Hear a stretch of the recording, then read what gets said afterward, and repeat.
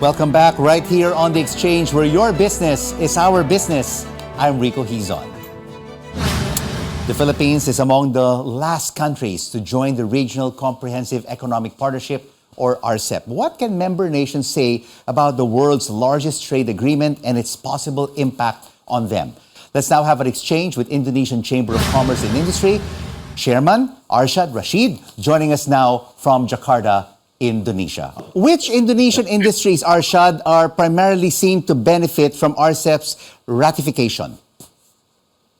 We're looking at this, many things. For example, we talk about manufacturing, okay, GDP, construction related energy services, which is renewables, power generation, electricity and gas. And we see that also infrastructure services sectors, primarily, of course, telecommunication, and then information and communication, computer related, and even healthcare services like e-commerce, digital services, such as fintech, distribution services, and also professional services. So we see that this fits in, and to see the opportunity for Indonesia is, in our opinion, is great for all different sectors. But don't Indonesian businesses also fear that with your joining RCEP, you could also be flooded with so many imported products from the other RCEP countries?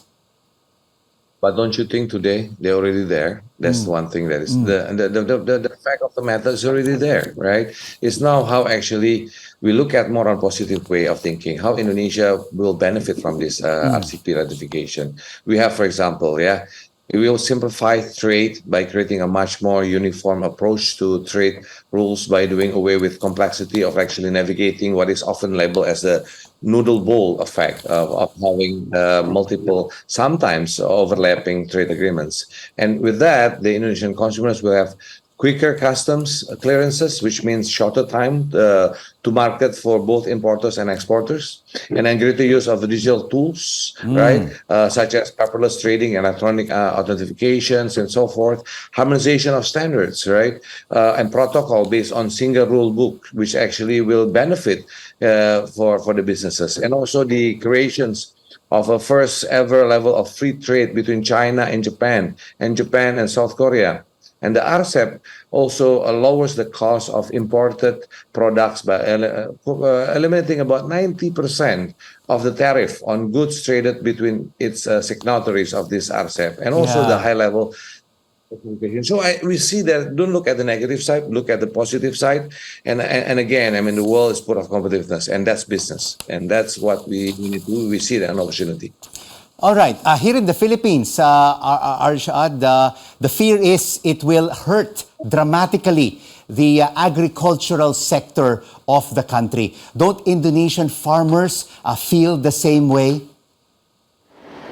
Of course, the fear of what when we do not know anything, there'll always be fear. And the thing is, we have to create the awareness to them. We have to make them understand what are benefiting for them, right? And of course, when we talk about at the end, when we talk about agriculture, it's about a few things. Number one is productivity of the agriculture, the quality of the agriculture, and that's why we are promoting what we call inclusive closed-loop models.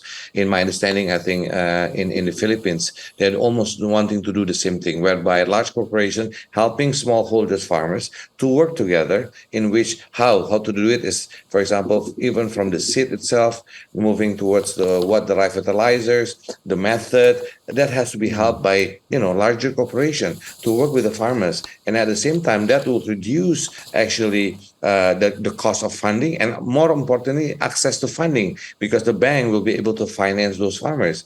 And this is what we call inclusive closed loop system model that we actually now introduce in the ASEAN as part of the legacy that we want to introduce in this year legacies. And I do believe Philippines will have the same programs, but this is the time to work together, what we call in Indonesia gotong royong, inclusive mutual collaboration between the large corporation and smallholders, or we call it, small, medium enterprises. Because at this point, Indonesia's agricultural sector is more mature than the Philippines, because here we still face a lot of problems in this industry, from smuggling, hoarding, and under-implementation of programs. But Arsjad, when will Indonesians, you feel, the positive impact of RCEP in terms of more jobs, increased incomes, and better lives? Number one, when we look at this, right? This RCEP, the questions, Indonesia export value will increase by 5 billion with a trade balance of more than 100 million by the year 2040. Okay. And RCEP is of trade and regional value will also create regional value content. And this is the thing that how ASEAN should work together. Okay, this is the part that ASEAN, as us, we need to know what we want and we have to share and how to actually improve ourselves. For example, on agriculture, that's why we bring in these legacies projects for our conversation in ASEAN. And I would like to work with the Filipinos, work with us, learn from our mistakes, learn from the thing, so that Filipinos farmers can learn from us. And this is a time to share. And I do believe it's important for ASEAN to create what we call the ASEAN centrality, whereby innovation will give a greater inclusivity, and the word inclusivity. ASEAN should work together because when we work together, we are a 700 million population. When we work together, we are contributing more than 5.5% to the world economy.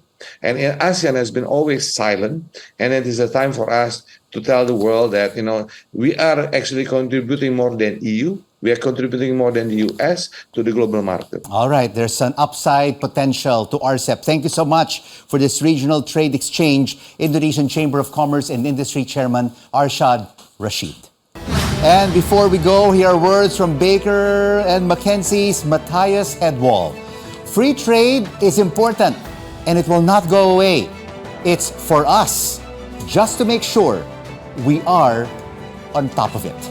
And this is the exchange to make sense of the facts and the figures and the ups and downs of the business cycle, because your business is our business. I'm Rico Hizon. Thanks for watching CNN Philippines. News you can use. News you can trust.